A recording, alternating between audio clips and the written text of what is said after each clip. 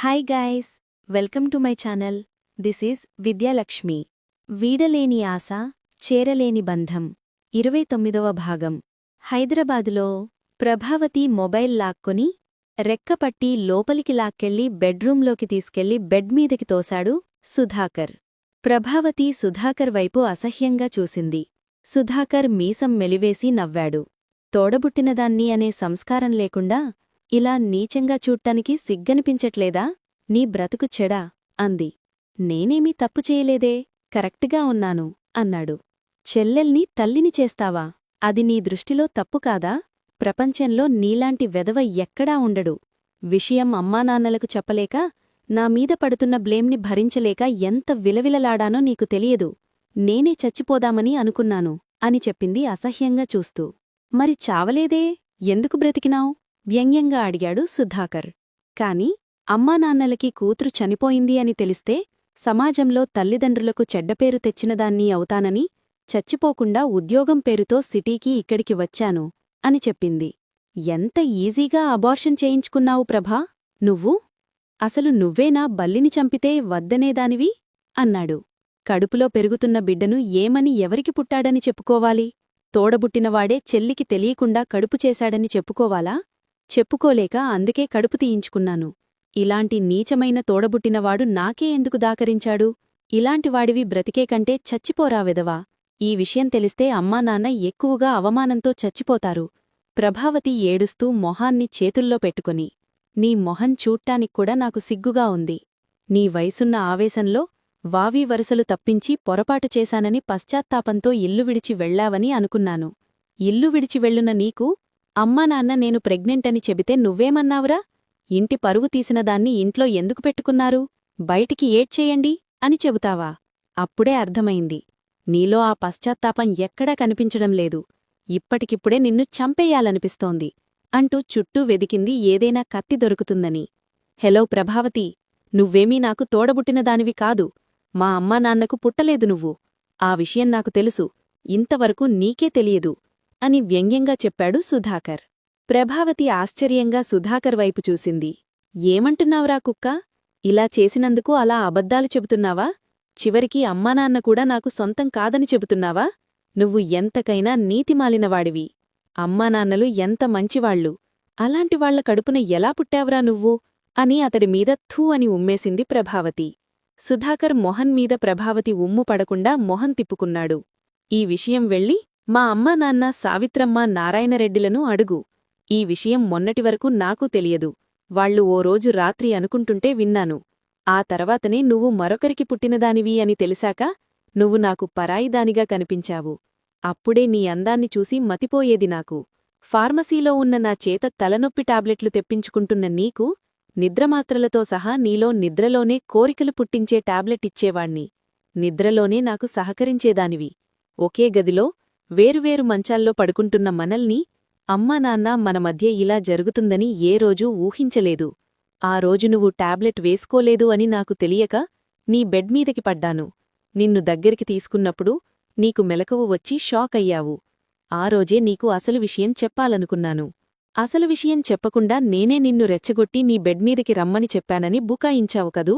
కోపంగా చూసింది ప్రభావతి. అలా చెప్పకపోతే నువ్వు ఆ ఇల్లు విడిచిపెట్టి వెళ్ళిపోతావని నేను చెప్పలేదు.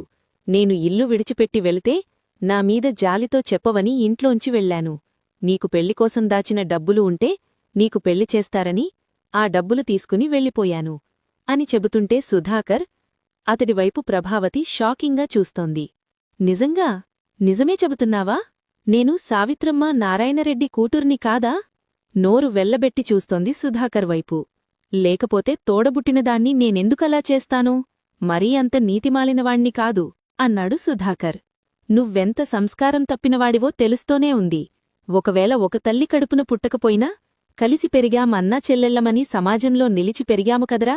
సమాజానికి మనిద్దరం అన్నా చెల్లెళ్లమే అనా ఎలా నీకు కోరిక పుట్టిందిరా రాక్షసుడా, నీతిమాలిన కుక్క, పంది? నోటికి వచ్చిన తిట్లన్నీ తిడుతుంది ప్రభావతి. సుధాకర్ మొహన్మీద ప్రభావతి ఉమ్ము పడకుండా మొహం తిప్పుకున్నాడు. ఆ రోజు నేను టాబ్లెట్లు వేసుకోలేదు. వేసుకునేటప్పుడు అది ఎక్కడో జారి పడిపోయింది. ఈ ఒక్కరోజు టాబ్లెట్ వేసుకోకపోతే తలనొప్పి తగ్గిందో లేదో తెలుస్తుందిలే అని వెతికి వేసుకోలేదు. కనుక మెలకువగా ఉన్నాను. నువ్వు నా మీద పడ్డప్పుడు షాక్ అయ్యాను. నీమీద తిరగబడ్డాను. కాని ఎలా ప్రెగ్నెంట్ అయ్యాను అనుకున్నాను. కాని అలా నిద్రమాత్రలు ఇచ్చే నెపంతో నిద్రలో నాకు కోరికలు రగిలించే టాబ్లెట్లు ఇచ్చి నాకే తెలియకుండా నీకు సహకరించి చేశావు. నాకేమీ అర్థమయ్యేది కాదు. నిద్రలో ఏవో కలలు ఎవరితోనో కలుస్తున్నట్లుగా కలలు వస్తున్నాయి అనుకున్నాను. ఎందుకు నా వయస్సు అంతలా నిద్రలో కోరికలు అలా రెచ్చగొడుతున్నాయి అని మదనపడేదాన్ని. నా వయస్సు శరీరాన్ని అలా రెచ్చగొట్టినందుకు ఇలా ప్రెగ్నెంట్ అయ్యానా? అలా ఎలా అవుతారు అని కొన్ని పుస్తకాలు రీసెర్చ్ చేశాను, ఎవరికీ చెప్పుకోలేక. అలా అయ్యే అవకాశం ఉందా అని. అంతేకాని నాకు తెలియకుండానే నాతో ఇలా చేశావని నేను ఊహించలేదు. ఆ ఒక్కరోజే నా మీద పడ్డావని ఎలాగో నాకు మెలకువ వచ్చి నేను తిరస్కరించాలని ట్యాంకడుకున్నాను. నా ప్రెగ్నెంట్ విషయం చెప్పాక నా ఫ్రెండుకు, తర్వాత నా ఫ్రెండ్ చెప్పింది ఇలా చేసి ఉండొచ్చని. నువ్వు ఎంత నీచమైన పని చేశావని ఇప్పుడే అర్థమవుతోంది. అమ్మకు కూడా చెప్పలేదు. చెబితే నీ మొహం మీద ఉమ్మేస్తారు. నీమీద ఉన్న కొడుకు అన్న ప్రేమను కొంచెమైనా ఉండేది. ఈ విషయం చెబితే నిన్ను చంపేస్తారు. నా కడుపులో పెరుగుతున్న బిడ్డకు తోడబుట్టినవాడే తండ్రి అని చెప్పుకోలేక, మనసుకు సమాధానం పడలేక, ఒక పసిప్రాణిని చంపలేక ఎంత మనోవేదనపడి నేను అబార్షన్ చేయించుకున్నాను.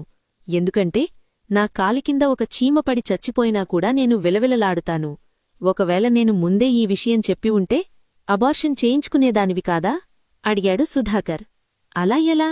ఒకవేళ మనం ఒక తల్లి కడుపున పుట్టకపోయినా నువ్వు చెప్పింది నిజమైతే సావిత్రమ్మ, నారాయణరెడ్డి మనతోపాటు సమాజాన్ని మనిద్దరం అన్నా చెల్లెళ్లమని నమ్మించారు కనుక ఆ గర్భం కడుపులో పెరగటం మహాపాపంగా భావిస్తారు.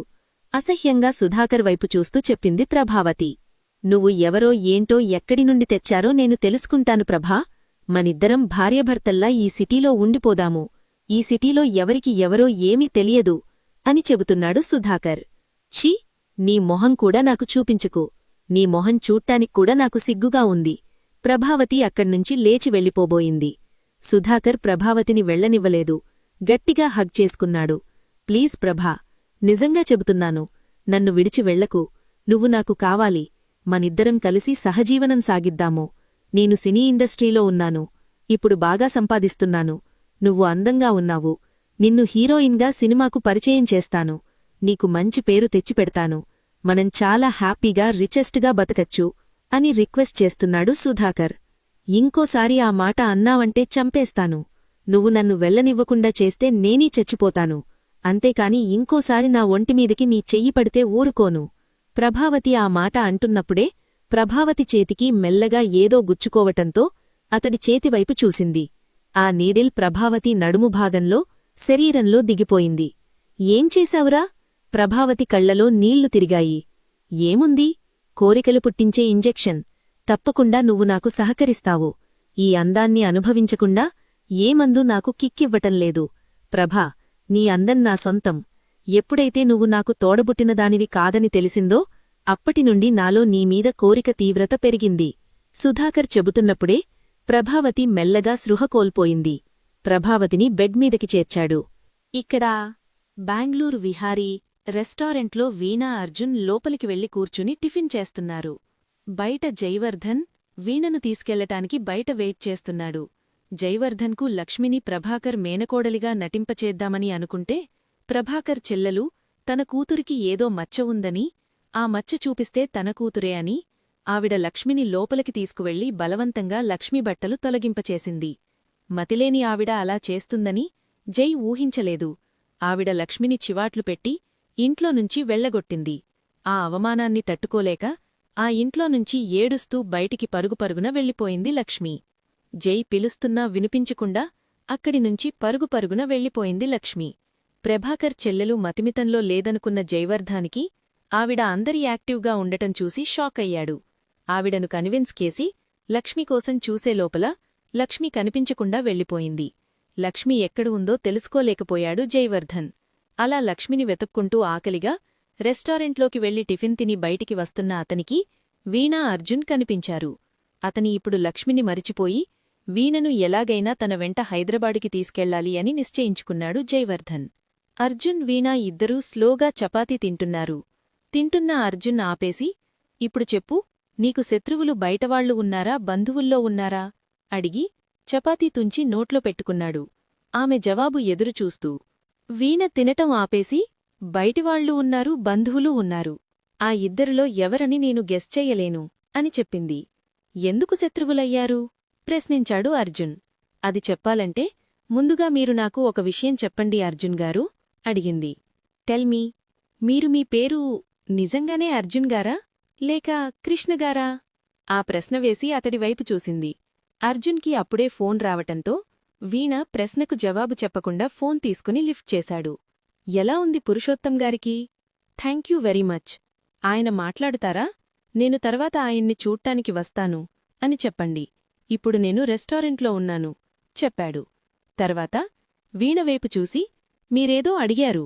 లాయర్ కృష్ణ అంటున్నారు. అతని ఎవరు?